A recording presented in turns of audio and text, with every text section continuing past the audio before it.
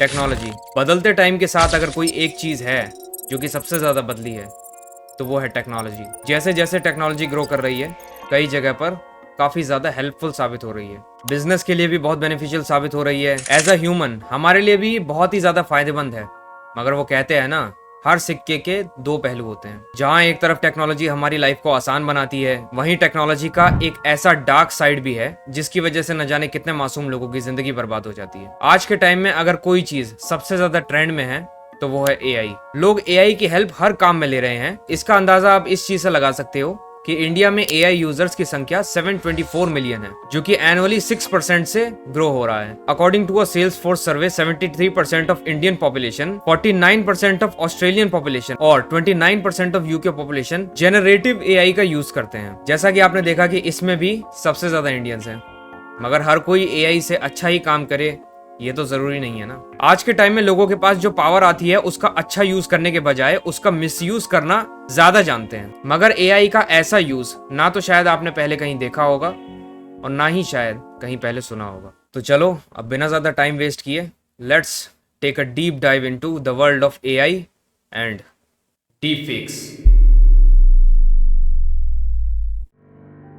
Porn हमारे दिमाग के साथ खेलने वाला एक ऐसा खिलाड़ी जो हमारे दिमाग को इस कदर बर्बाद कर सकता है जिस हद तक आप इमेजिन भी नहीं कर सकते। क्या रिश्ता और क्या मर्यादा, सब खत्म कर देता है ये एडिक्शन। मैं अपने कंटेंट के लिए रिसर्च कर रहा था, तभी मेरे पास एक डीएम आया जिसमें एक अननोन पर्सन ने मुझे कुछ भेजा। टू बी वेरी ऑनेस्ट, एक बार को तो फोन ही मेरे हाथों से गिर गया था। मगर जैसे तैसे जब मैंने मैसेजेस को पढ़ा तो मुझे खुद की आंखों पर यकीन ही नहीं हुआ। उस डीएम में कुछ ऐसी चीजें लिखी हुई थी कि मैं खुद को रोक ही नहीं पाया वीडियो बनाने से। दरअसल इंडिया में डीप फेक्स के नाम पे एक ऐसा गंदा धंधा चल रहा है जिसके बारे में सुनकर आप हैरान हो जाओगे और ये सोचने पे मजबूर हो जाओगे कि क्या आपकी खुद की बहन बेटियों की फोटो इंटरनेट पर सेफ भी हैं या नहीं।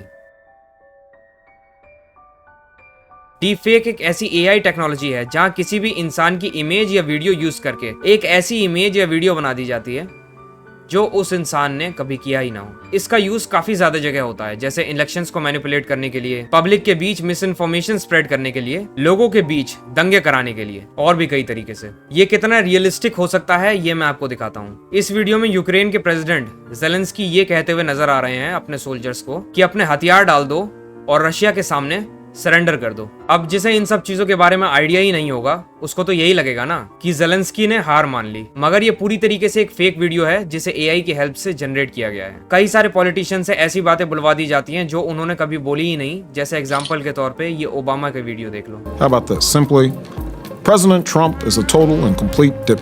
ऐसे वीडियो समाज में बहुत ही तेजी से मिस इन्फॉर्मेशन स्प्रेड कर सकते हैं जो कि किसी भी तरह से सेफ नहीं है। मगर डीप फेक्स यही नहीं रुके। लोगों ने डीप फेक्स का इस्तेमाल करके इस टाइप के कांड किए हैं वो किसी भी तरह से सही नहीं था।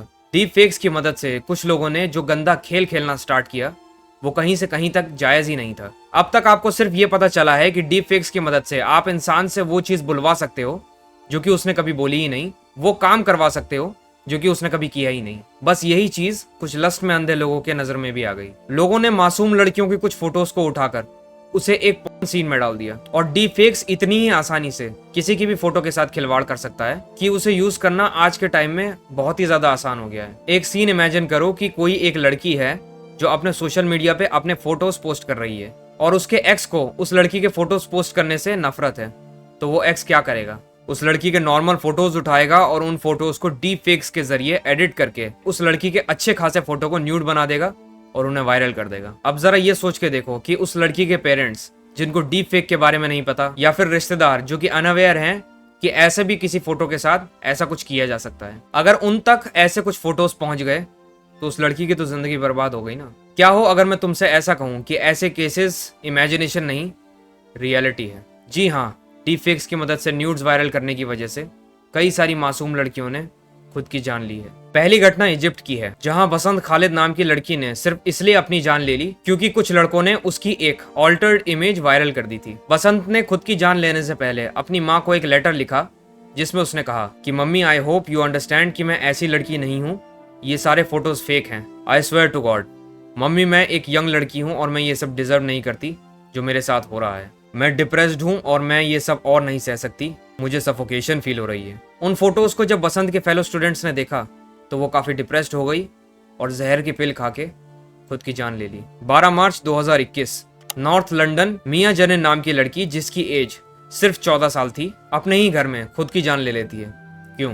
कारण वही सेम, उसके क्लासमेट्स ने उसकी कुछ फोटोज को री एडिट करके किसी स्टार के चेहरे पे लगा दी थी और उसे स्नैपचैट ग्रुप्स में शेयर कर दिया था, जिसके बाद की बुलिंग को वो 14 साल की मासूम लड़की झेल नहीं पाई और उसने अपने ही घर में खुद की जान ले ली। Tomorrow's gonna be a rough day.